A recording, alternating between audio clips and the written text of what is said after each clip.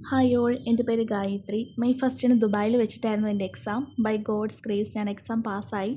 എക്സാമിനെ പറ്റി പറയുകയാണെങ്കിൽ ഒരു മീഡിയം ടു ടഫ് ലെവൽ തന്നെയായിരുന്നു. കുറച്ച് ക്വസ്റ്റ്യൻസ് മാത്രമേ റിപ്പീറ്റഡ് ആയിട്ടുണ്ടായിരുന്നുള്ളൂ. ബാക്കി മിക്ക ക്വസ്റ്റ്യൻസും ട്വിസ്റ്റഡ് തന്നെയായിരുന്നു. ഞാൻ മെയിനായിട്ട് ഫോക്കസ് ചെയ്ത സാറിൻ്റെ മെറ്റീരിയലാണ്. അതൊരു 3 to 4 ടൈംസ് ഞാൻ റിവൈസ് ആക്കിയിരുന്നു. പിന്നീടാണ് ഞാൻ DHA ക്രാഷ് കോഴ്സിന് തന്നെ ജോയിൻ ആക്കുന്നത്.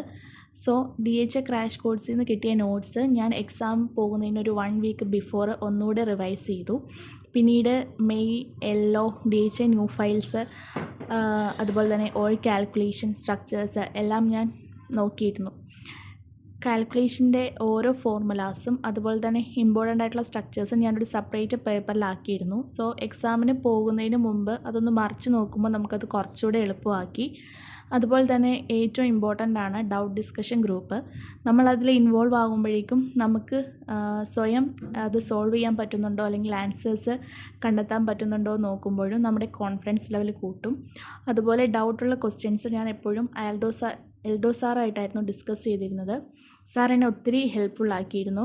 സോ എന്നെ പാസ്സാക്കാൻ സഹായിച്ച ആൻഡോ സാറിനും എൽദോ സാറിനും ഹോൾ മെഡ്വെഞ്ചർ ടീമിനും ഒരു ബിഗ് താങ്ക്സ്. അതുപോലെ എക്സാം അറ്റൻഡ് ചെയ്യാൻ പോകുന്ന ഓരോ കുട്ടികൾക്കും എൻ്റെ all the best. Thank you.